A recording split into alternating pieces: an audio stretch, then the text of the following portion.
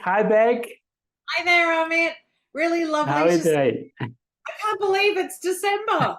Oh, yes. End of the year. End of the year. I know. And I think it's a really great time we're all really great when we can wrap up the end of the year when we did a really great job. But I think this topic comes in really great time. And that's why we wanted to talk about this. It's been a really hard year for a lot of people. And so, how do we wrap up the year when it didn't go so well? Oh, yes. Yes, absolutely. In fact, I've been talking to a lot of business leaders, and they have been mentioning that, yes, 2023 has not been quite a year that they were expecting. It was slow, and even their budgets, they couldn't meet. Some companies couldn't even meet their forecasts. So, yeah, quite a challenging, tough year. And Beck and I both can really feel how you feel. So, Absolutely. and that's the reason we thought, why don't we have our live show with this topic today, where we can be with you, we can share what we can do going forward, and maybe it adds value to you and your business going forward. So, Beck, what would you advise? Absolutely. Kind of start off with reflect on where you've been and reflect on the year with a whole lot of compassion. To take a moment to really acknowledge what it is that you've done, the challenges that you've faced for this particular year. Reflect on that journey because boy, wasn't it a journey. Even coming off the end of our lockdowns, etc., it was a really busy time for all of us with maybe not the outcomes that some of us always wanted. So make sure along the way that you are celebrating some of those small victories that you have got. And also, learn from those experiences that you've got. But remember, setbacks aren't failures, they're just stepping stone towards growth. So reflect with compassion would be my top. Absolutely. Absolutely. I think reflecting is super critical, but even more important is that you reflect with compassion, because if you're being hard on yourself, your team, your colleagues, your business mates, your partners, you're really going to break it. So it's important that reflect, but reflect with compassion. How about reassessing the goal? I Mm. have been I mean, being a corporate leader in sales and marketing, I have been there, done that, and seen that in several years we have really exploded and went past our budget. But there were years where we were barely scrapping the budget, hardly meeting it, and there were years where we really did not make it, and it was those years that gave us the learning how to really move forward. So when we reflected, and of course with compassion, we reflected and we realized that one of the reasons for not meeting the budget or the goal or anything that you set in your life was to reassess and see if the goal was right. Were Right. you over expecting, over budgeting, or you were just being very optimistic that it will be a great year from commercial or from personal standpoint, and there will not be any barriers.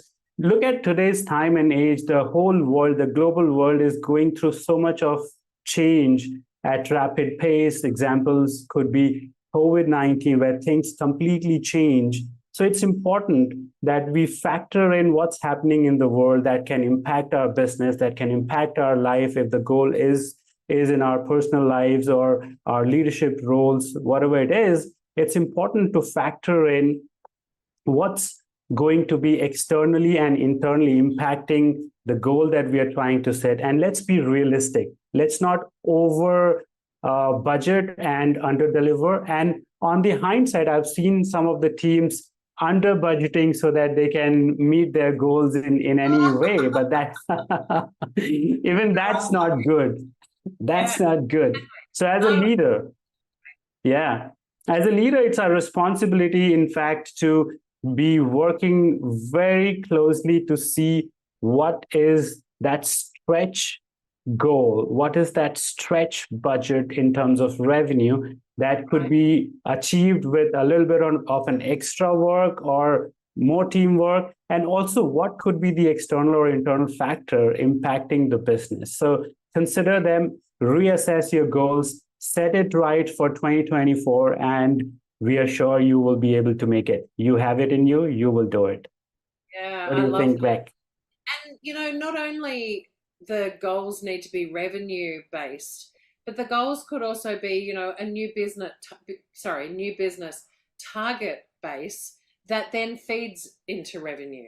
And of course, when we're reassessing those goals, don't forget, I think, I mentioned it before, but celebrating these achievements along the way. I think that everybody can agree with this, that morale has been tough to keep really high and going. Salespeople, managers, it doesn't matter who you are, if you're having a tough year and you can't keep yourself motivated, it's really difficult to kind of keep going. So, even if it's a challenging year, or even if it's not a challenging year, kind of really celebrate those accomplishments. I can't even speak. Celebrate those accomplishments that you have made throughout the year, throughout the quarter, throughout the semester, whatever it might be, whether they are big or small. And I think it's really important coming out of COVID-19. We're not coming out of it, it's always going to be here. But coming out from our lockdowns of COVID-19, I think the way that we do business, the way we manage our teams is going to be different. Celebrate those victories.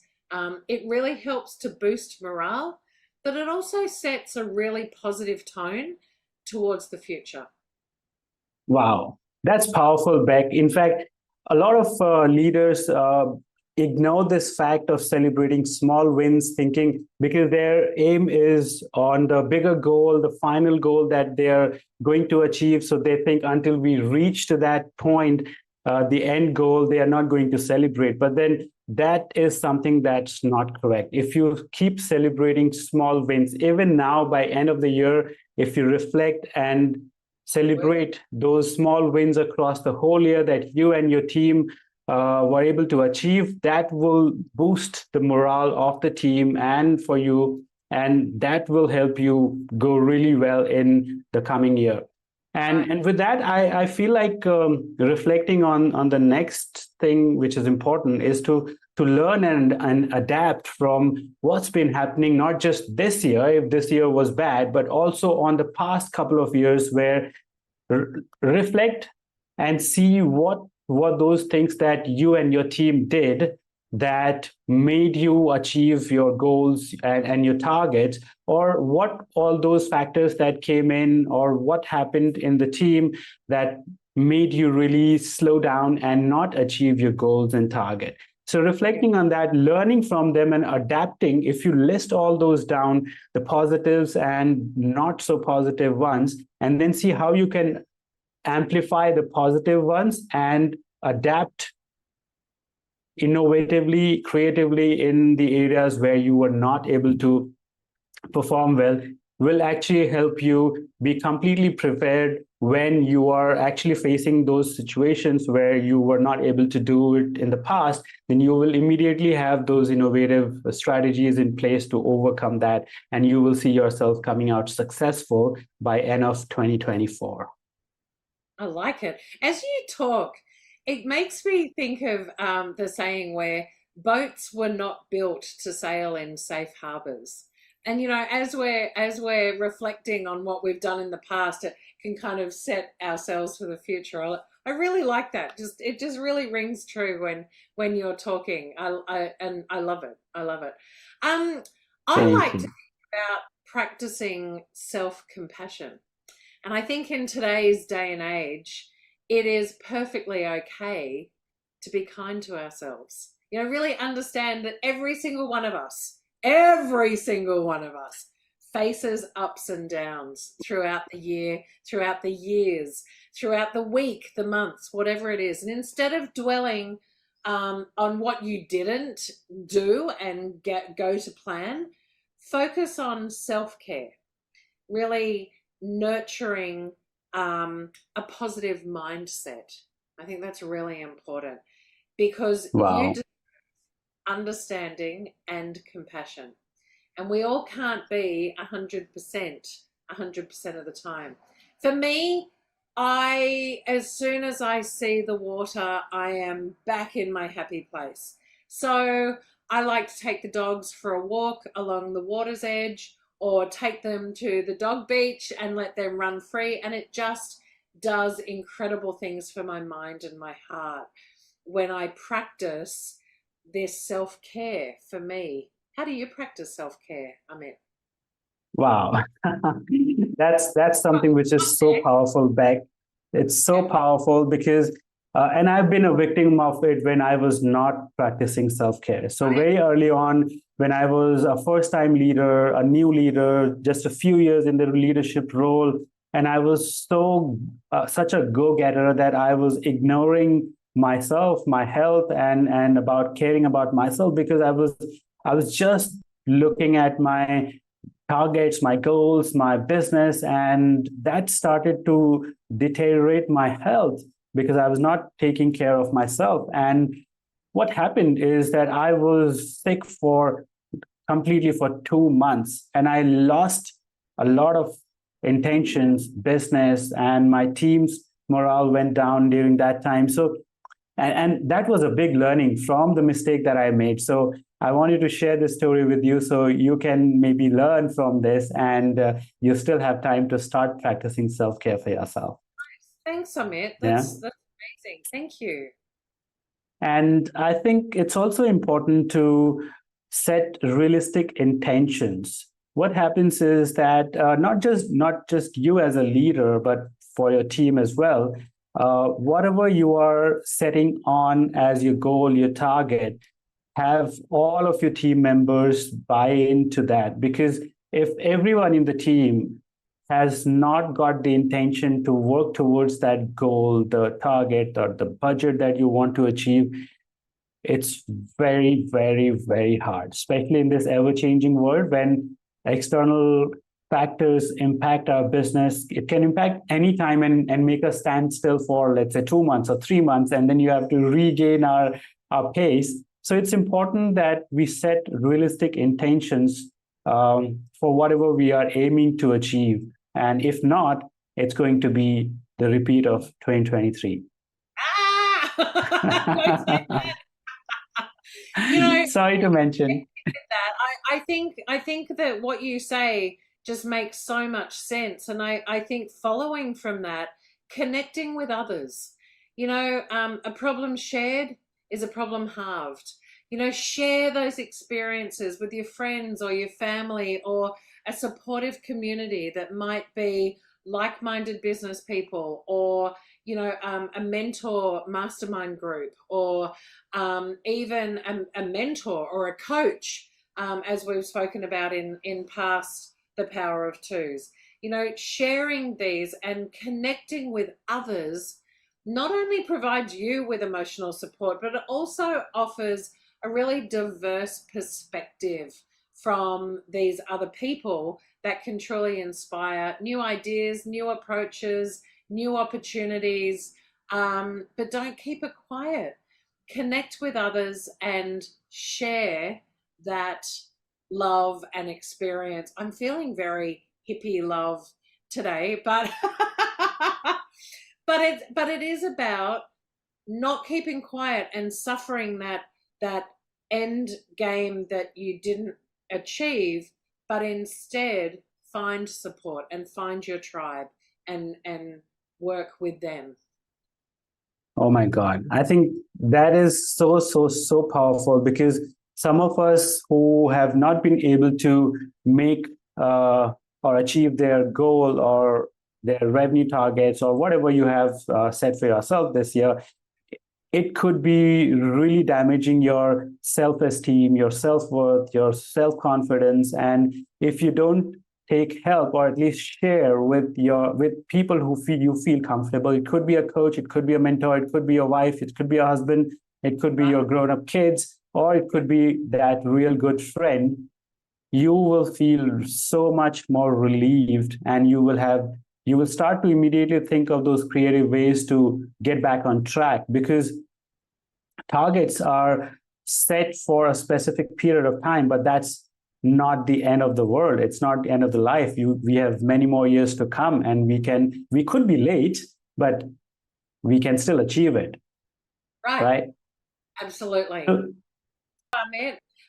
The other thing is, as adult learners, if you like, we are either audible learners, visual learners, or kinesthetic learners. And most of us, the majority of the human race, visualize really well. If they can see it, then they can achieve it. And I think to kind of end out today, my advice is create a vision board of what it is that inspires you, to motivate you, to get you to your goals, whatever it looks like. When I set out my business originally, I had a vision board, or I have a vision board. And there's only one thing left on that vision board that I haven't got. And that's okay. I'm chipping away and I'm working at it. And I will get that because I can see it. It's sitting right there. I can see it. I can visualize it. But also I've seen all of the other things that I wanted to achieve. And of course, I adapted it. Going into COVID, I adapted that because it was going to look very, very differently. But when my vision board is achieved, I then start a whole brand new one because life just keeps developing. Put it right in front of you where you see it at your desk or beside your bed. That's strange. I don't know why I said that. But somewhere that is prominent that you will see it every day. Maybe it's small enough that it's on your mobile phone. Maybe it's a file that sits on your desktop, whatever it might be. And your version of a vision board will look very different to mine. But kind of set a daily reminder to achieve and to chip away something that will bring that vision board to life. Wow, Beck, that's so powerful. And when you were sharing, I got reminded of, it could be funny, I got reminded of one of my friends in Dubai. And when I went to visit him 2 years ago, and I was surprised that his vision board was in his washroom when he was. He's going to go there every day, isn't he? Yeah. And while doing that, while sitting in there, he used to be reading his vision board items every day.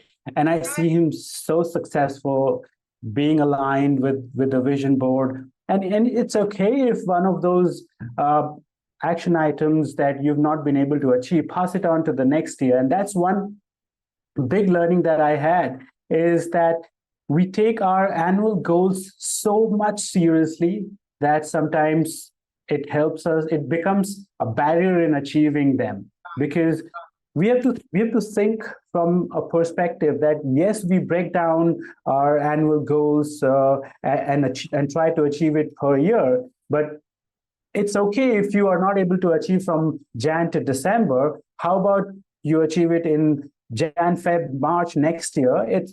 It's the whole life that you are left with. Why are you so hooked up to, oh my God, I've not achieved this by end of December. I had promised myself, I worked towards it, but somehow life happened and I couldn't achieve it.